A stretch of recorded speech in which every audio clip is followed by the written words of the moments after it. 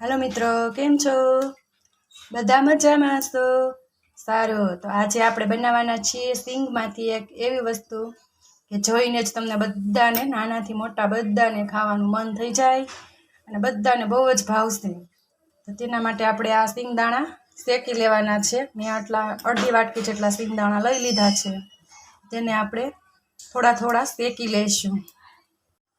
तो हालो आपणे सींग भजियामां नाखवा माटे मसाला करी लईशुं। तो तेमां आपणे पहेला 1 स्पून जेटली हळદર नाखीशुं, पछी तेमां अर्धी स्पून जेटली जीरुं नाखीशुं, अर्धी स्पून जेटली आपणे हींग नाखीशुं अने 1 चमची जेटली आपणे चटणी नाखीशुं।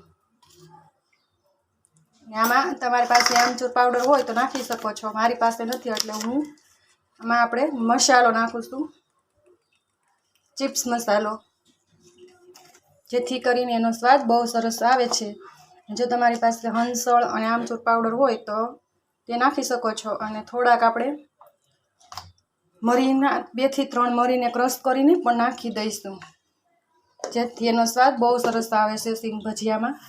आ रीते आपणा मसाला थई गया छे। हवे आपणे तेमां जरीक पाणी नाखीशुं।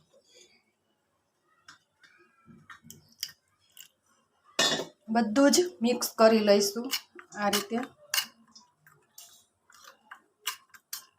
हवे आपणा सींग भजिया ठरी जाय ने, सींग ठरी जाय એટલે આપણે તેમાં આમાં નાખીને બધું મિક્સ કરી લઈશું લોટ સાથે।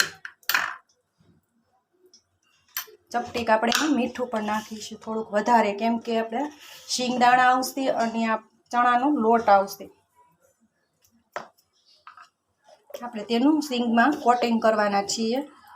હજી આપણે આમાં ચણાનો લોટ પણ નાખીશું 2 થી 3 ચમચી જેટલો।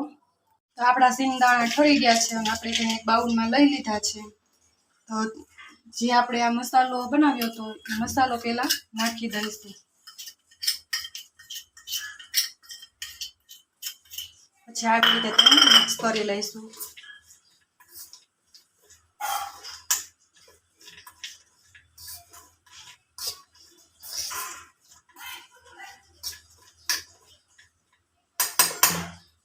હવે 1 ચમચી આપણે લસણની ચટણી નાખવાના છીએ। આપણે લસણની ચટણીના લસણના ફ્લેવરના બનાવવાના છીએ, તો તમે ચમચી જેટલી લસણની ચટણી નાખી દઈશું।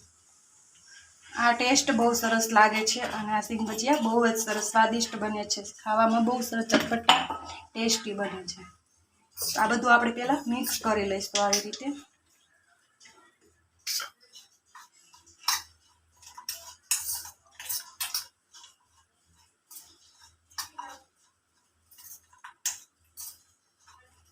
હવે આપણે તેમાં 2 ચમચી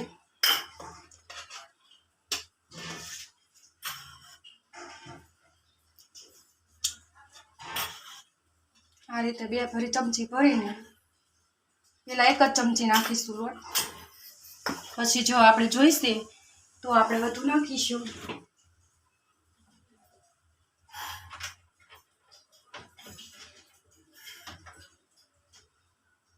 तो आपणे लोटनी जरूर पड़शे ने ई प्रमाणे ज आपणे लोट नाखीशुं। आवड़ा आवड़ा मैं 2 લીંબુ लई लीधा छे, લીંબુ पण आपणे जेटલું જોઈશે એટલું નાખતા જઈશું।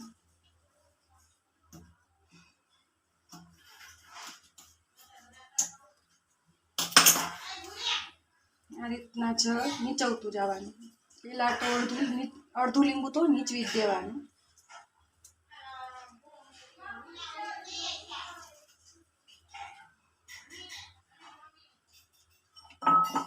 पछी आपणे मिक्स करीशुं।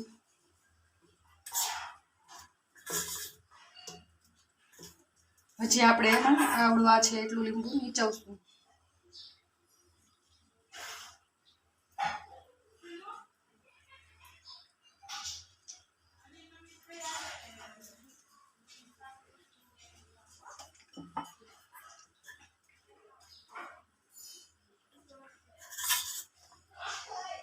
આ જ રીતે આપણે ભજીયાને કોટિંગ કરવાનું છે।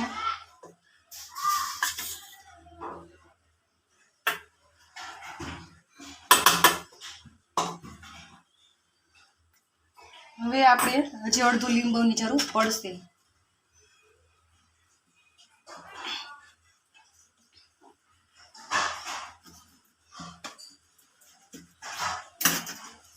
આ રીતે આપણું હજી અડધું લીંબુ નીચવી દઈશું.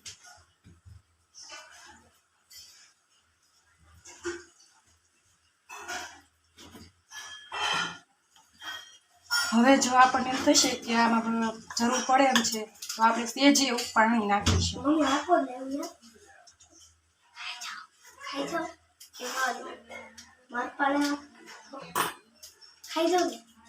આપણે એમાં 2 થી આટલું જ પાણી નાખીશું, 2 થી 3 ટીપા જેટલું.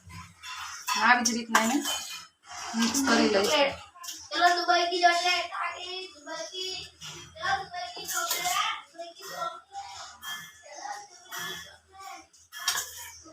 લાગે ને તો જરીક એવી આપણે ચમચી આટલી લોટની જરૂર પડી છે. બસ આપણે આ જ રીતે એને રહેવા દઈશું 5 મિનિટ સુધી. આપણે તેલ ગરમ કરવા મૂકી દઈએ. તો મેં એક પેન લઈ લીધું છે, તો એમાં આપણે તેલ નાખી દઈએ. હવે તો હાલો મિત્રો, આવી રીતે આપણા દાણા છૂટા છૂટા થઈ જાય ને ત્યાં લગી કોરો લોટ વેરવાનો. દાણામાં એક જ 2 થી 1 ચમચી જેટલું પાણી નાખી અને લોટ જ્યાં સુધી આવી રીતના કોરો ન થઈ જાય ને દાણા, ત્યાં સુધી લોટ વેરતું જવાનું અને આમાં ચોળતું જવાનું. હવે આપણું તેલ ગરમ થઈ ગયું છે, તો હવે આપણે તેમાં તળી લઈશું.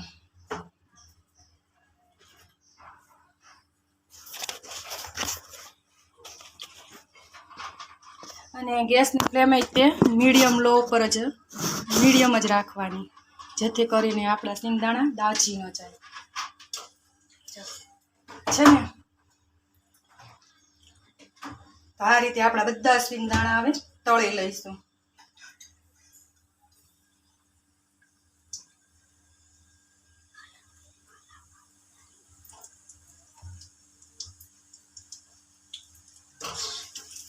છે ને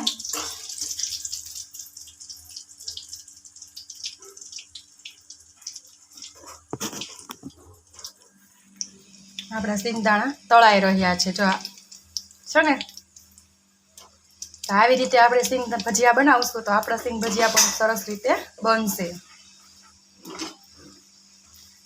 તો આ વિડીયો અંત સુધી જરૂરથી જોજો અને લાઈક કરજો, શેર કરજો અને સબસ્ક્રાઈબ કરી લેજો. કરી આપણે આવા નવા વિડીયા બનાવીશું. અને આ રીતે તમે સિંગ ભજીયા બનાવશો ને એટલે પરફેક્ટ રીતે જ બનશે તમારા સિંગ ભજીયા. પણ સિંગને છેકીએ નહીં ને તો પણ ચાલે. તેમાં અડધી ચમચી જેટલું પાણી નાખવાનું અને તમે ખટ્ટું મીઠું ખાવું હોય તો થોડુંક એમાં લીંબુ નાખવાનું.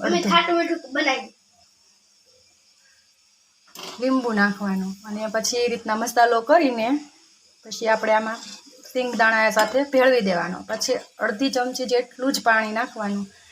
પછી તેમાં ચપટી લોટ નાખતું જવાનું અને સિંગદાણા ફેરવતું જવાનું. સિંગદાણામાં મિક્સ કરતું જવાનું. પાણી નાખવાનું જ નહીં. સિંગદાણા સાવ કોરા થઈ જાય ને ત્યાં સુધી લોટમાં નાખતું જવાનું અને મિક્સ કરતું જવાનું. મારે તો ત્યાં સુધીમાં 100 ગ્રામ જેટલો લોટ જોયો છે. જો તો આપણા સિંગ ભજીયા આવી રીતના પરફેક્ટ જ બનશે છે ને. જો કોઈને લાગે કે ઘરે બનાવ્યા હશે છે ને, તો આવી રીતે તમે પણ સિંગ ભજીયા એકવાર જરૂરથી બનાવજો. તો આ રીતે બધા સિંગ ભજીયા આપણે તળી લઈશું. તો જો મિત્રો છે ને, આપણા સિંગ ભજીયા બનીને તૈયાર. કોઈને લાગે કે આપણે ઘરે બનાવ્યા છીએ એવા સરસ તૈયાર છે. ને હવે આપણે તેમાં મસાલો વેરીશું. ખાટો મીઠો ટેસ્ટી ચિપ્સ મસાલો વેરીશું. બહુ મસ્ત લાગે છે આ મસાલો સિંગ ભજીયામાં. તમારે આમાં આમચૂર પાવડર નાખવાની જરૂર નથી, હંસળ નાખવાની જરૂર નથી. આપણે જ્યારે સિંગ ભજીયાનો લોટ ઓલો કરીએ ને, ડોઈએ ને, ભેળવીએ ને ત્યારે જ તેમાં આપણે જરીક અડધું લીંબુ અને મીઠું, ચટણી, જીરું, હળદર બધું મિક્સ કરી દેવાનું હારે જ તે. એટલે એનો ટેસ્ટ બહુ સરસ આવશે. અને ઉપરથી આપણે ચિપ્સનો મસાલો વેરીશું એટલે બહુ સરસ ટેસ્ટી લાગે છે. આપણે બહારથી લીધા હોય ને એની કરતાં પણ સરસ. તો જો આપણા સિંગ ભજીયા ગરમા ગરમ તૈયાર છે. તો આ એક વખત જરૂરથી બનાવજો અને બધાને ખવડાવજો. અને આ વિડીયો ગમ્યો હોય તો લાઈક કરજો, શેર કરજો અને સબસ્ક્રાઈબ કરજો. આવજો. જય સીતારામ બધાને. જય શ્રી કૃષ્ણ.